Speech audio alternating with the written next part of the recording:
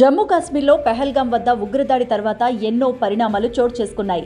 అయితే Pakistan army chief Lashkar-e Taiba నుంచి ఘటన జరిగే 4-5 రోజుల ముందుగానే 2 తీవ్రమైన హెచ్చరికలు వచ్చాయి.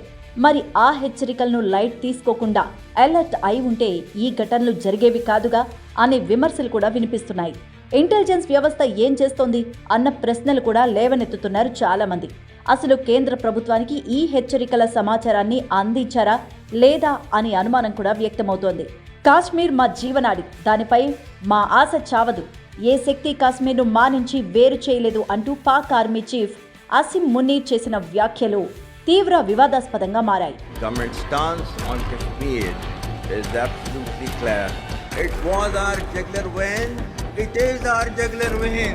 We will not forget it, and we will not leave our Kashmiri brethren in their heroic struggle what they are waging against the Indian occupation. ఈ ప్రకటనతో మన భారత ఆర్మీ చీఫ్ వెంటనే అలర్ట్ అయ్యుండాలి, కానీ అలా జరగలేదు. ఆ తర్వాత ఇంతకంటే తీవ్రమైన ప్రకటన పాకిస్తాన్ ఆక్రమిత కాశ్మీర్ నుంచి ఒక ర్యాలీలో లష్కరే తోయిబా కమాండర్ అబూ ముసా చేశారు. జమ్మూ కాశ్మీర్లో మేము రక్తపు టేరులు పారేలా చేస్తాం, మీ పీకలు కోస్తాం, యూనిఫైడ్ జమ్మూ కాశ్మీర్ స్థాపనే మా లక్ష్యమంటూ హెచ్చరించాడతను.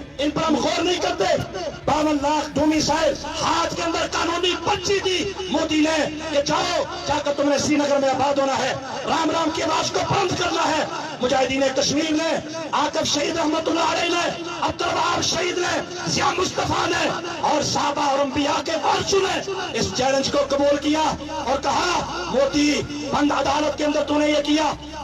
ఈ 2 హెచ్చరికలు చాలు మన కేంద్ర ఇంటెలిజెన్స్ కానీ సెక్యూరిటీ ఫోర్సెస్ కానీ అలర్ట్ అయి ఉండడానికి, ఆ ప్రాంతంలో భద్రత పెంచడానికి. కాబట్టి ఇక్కడ భద్రతా వైఫల్యం అనేది స్పష్టంగా కనిపిస్తోంది. ఈ మాట చాలా మంది రిటైర్డ్ ఆర్మీ అధికారులు బాహాటంగానే చెప్తున్నారు, పోస్టులు పెడుతున్నారు. అయితే ఈ హెచ్చరికల తర్వాత కేంద్ర హోంశాఖకి ఇంటెలిజెన్స్ రిపోర్ట్ వెళ్ళిందా లేదా? ఏమని ఇన్ఫర్మేషన్ వెళ్ళింది? ఒకవేళ వెళితే ఏమని ఇన్ఫర్మేషన్ వెళ్ళింది? కేంద్రం ముందుగా ఎందుకు అలర్ట్ అవ్వలేదు? ఎందుకు సీరియస్గా స్పందించలేదు?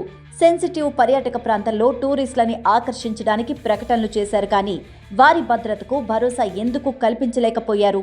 కనీసం ఈ తీవ్రమైన హెచ్చరికల తర్వాత కూడా నిఘా ఎందుకు పెంచలేకపోయారు? ఇంతటి రక్తపాతం తర్వాత మాత్రమే జవాన్లు చాలాసేపటి కానీ అక్కడికి చేరుకోలేకపోయారు. అయితే వీటన్నిటికీ సమాధానం ఎవరు చెప్పాలి? మొత్తానికి నిర్లక్ష్యం ఎవరిదైనా అమాయక ప్రాణాలు గాల్లో కలిసిపోయాయి.